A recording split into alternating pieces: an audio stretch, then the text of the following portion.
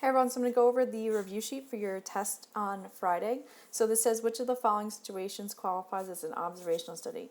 So the first choice says A, the girls at your high school are surveyed to determine if they believe there are any sexual stereotyping in school.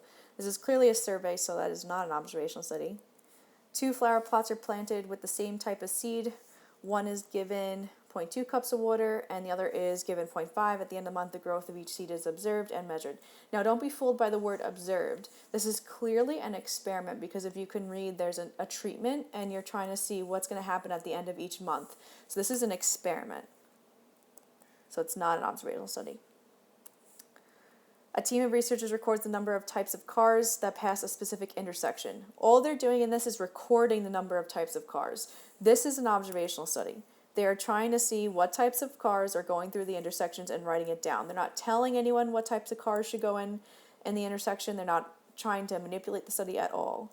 A student flips 100 coins and records the number. This is interference, so we're not going to include that as an observational study. Number 2 says the best sampling method for a random sample of people who represent an entire population of a town. Now remember, this means you want everyone to get an equal chance of being represented. So you want to make sure that you can have a place that would involve every single person. The first choice says selecting every third person entering the library. If you were talking about just a library, this would be a good sample because it's random every third person. But because not everyone goes to the library, we're not going to choose choice 1. Choice 2 says selecting every other person entering a school building. Again, pretty good and random, but this is just a school building. Not everyone goes to a school building, so we're not going to choose choice 2. Number 3 says selecting the first 30 people that enter a gas station. Number 1, not everyone goes to a gas station. You're eliminating younger population. And selecting the first 30 people isn't random. They want a random sample. The last one is your choice because it says it's selecting every 5th person that enters a grocery store. Everyone has to get groceries, so this is a good choice. Number 3 says, which of the following methods should a researcher use to study the effects of a new drug as a treatment for cancer? Experiment, census, sample survey, observational study. If you wanted to test the effect of a new drug, you probably would do an experiment because you want to see if the experiment yields a cause and an effect relationship. The number 4 says, which statements about statistical studies is true? Choice 1, a survey of all English classes at a high school would be a good sample to determine the number of hours students throughout the school spend studying. That sounds pretty good, actually, because everyone has to take English in high school, so I'm going to keep this one on the side. Number 2 says a survey of all 9th graders in the high school would be a good sample to determine the number of students' parking spaces needed at a high school. You're asking 9th graders about parking spaces. That is not a good sample, so this would be false. Not every 9th grader drives. No 9th grader should drive. A survey of all students in one lunch period in a high school would be a good sample to determine the number of hours adults spend on social media. Why would you ask students about adults on social media? That makes no sense, so that's false. That is not a good sample. A survey of all calculus students in a high school would be a good sample to determine the number of students throughout the school who don't like math. Majority of the time, calculus students do like math because they've gone through a lot of levels of mathematics at this point. So I would say this is false. They do like math. So the answer we're going to go with is choice 1.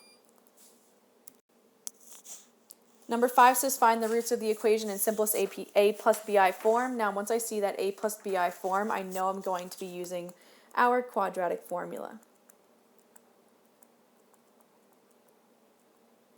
All over 2a. Okay, so our a value is 1, our b value is -6, and our c value is 25. So I'm going to plug this in. X equals -6 because the b is negative, plus or minus the square root of b squared. Make sure you put parentheses around this, -4, a is 1, and c is 25. All over 2, a is 1. Okay, so it's going to become x equals 6 plus or minus all over 2, the square root of, just type in this inside piece, right here, just that inside piece. And you're going to get -64. Okay, -64 does reduce if you type it into your calculator. It'll just become 8, and then that negative comes out as an I, all over 2. Remember, you need to share the love, and since they say simplest A plus BI form, you want to make sure you're doing that. So you're going to get 6 over 2 plus or minus 8I over 2. 6 divided by 2 is 3, and 8 divided by 2 is 4, and there we go. The next question says, which is not contained in the solution set of systems below. You're going to have to go to your calculator and press second, the button second, then press matrix. You're going to choose R, R, E, F, and then you're going to press alpha, zoom, so that you make sure you create a matrice. And you're going to put the coefficients in 1, 5, -1, -20, 4, -5, 4, and 19, -1, -5, -5, and 2. You're going to type that in, you're end up getting -2, -3, and 3 as answers. So that's A, B, and C. We want the one that is not in the solution set. So the one that would not be in that solution set is 2, because these guys are all in that set. This says factor the expression completely. The first thing you should always think of is GCF. Can you take out a GCF out of here? Yes, there's an x that you can take out. So when I pull out that x, I get x to the 4th minus 4x cubed minus 12. Oh, this would be 4x squared, sorry, because we took out the x. Okay, so once you do that, we're going to drop down our x, and then you're going to notice this is a trinomial. 1, 2, 3 terms. When you have a trinomial, you want to be able to do AM. Now, you're used to doing AM when this is squared, and this is just x. But it's the same idea, because this is 4 and this is 2. Since this is half of that, you can do AM. Except you're going to break it up into x squared and x squared. You want factors of 12 that add to a -4. That would be -6 and +2. And that is your factoring completely. Next question says, a medical researcher is interested in testing a new medicine for migraine headaches. She decides to conduct a clinical trial on 100 randomly selected adults, which is very good. We know we have random selection, so you can generalize to the population. Adults who get migraine headaches at a rate of 1 per week or more. Describe how she can conduct a controlled experiment to examine the effects of a new medicine for migraine headaches. Okay, so first off, we wanted to design an experiment. So we're going to take these randomly selected people, take the 100 randomly selected people, and you're going to randomly assign them. Remember, random assignment only happens in experiments, because you're going to randomly assign them to one of 2 groups. So 50 people will get the treatment, which will receive the new medicine. Will get new medicine.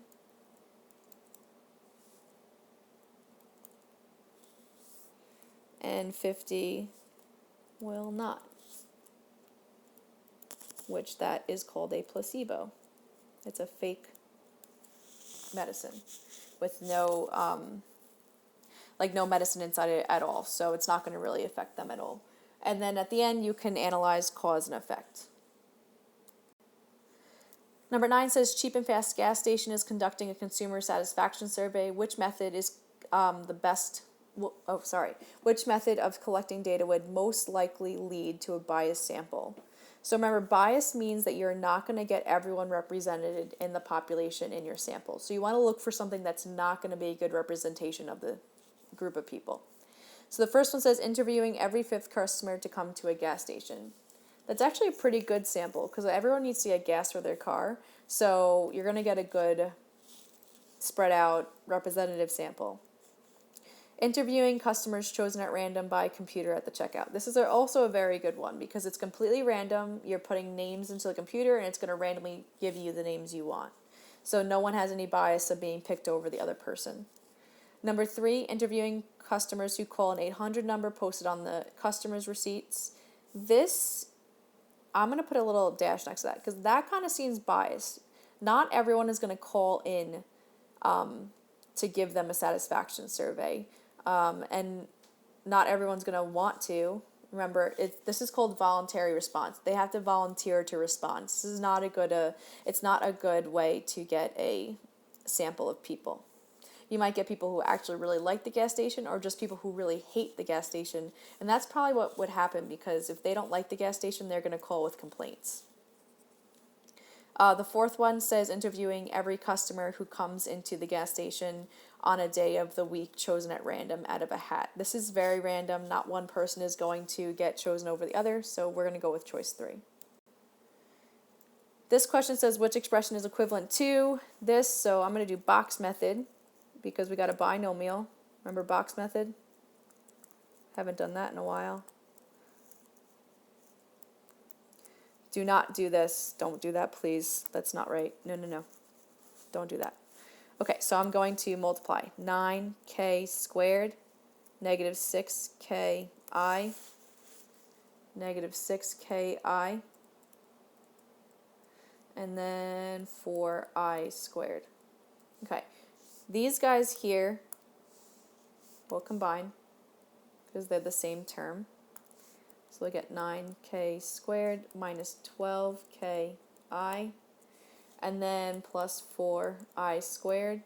And you have to remember that I squared is equivalent to negative 1. So this will become 4 times negative 1, which will become negative 4. So and then the other guys will just drop down. 9k squared minus 12ki, which will get you choice 3. 9k squared minus 12ki minus 4.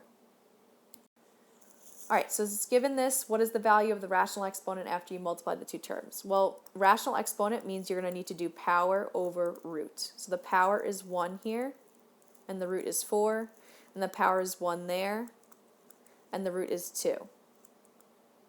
So you got x to the 1/4 times x to the 1/2. When you have the same base to combine these together, you must add exponents. We add the exponents. So you can type that into your calculator and you would get x to the 3/4, and we're going to write 3/4 because that's what they want. If they ask you to explain, you're just going to simply say that you added the exponents because we had multiplication of two terms with the same base. Last question says, is x minus 5 a factor of the function? And explain what method you use to arrive at your answer. Now there's a few ways of doing this. You can do synthetic division, which I'll do first. So I'm going to put my coefficients, drop down the 2, 5 times 2 is 10, add, you're going to get 6, 5 times 6 is 30, 23, 5 times 23 is 115, add 105. So this is not a factor.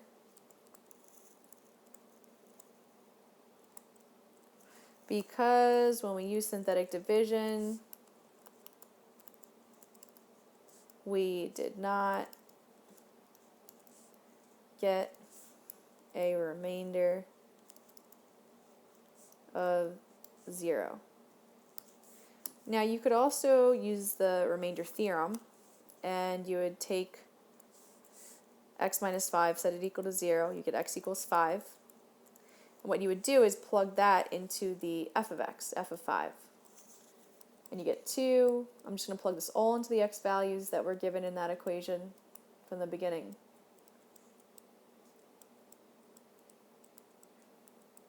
And when you plug that all in, you'll get f of 5 is 105. And this is another reason why it's not a factor. You'd say x minus 5 is not a factor because f of 5 equals 105 and not 0. The last thing you can do is graph the thing and look at the table. And when you look at the table, you can see the remainder in the y. What you'd have to do is find the table in your calculator, go to 5, and then you would see 105 in there, and that would be your remainder as the y value. That's also the remainder theorem. All right, so I hope this helped you guys, and as always, message me with any questions, and have a great day.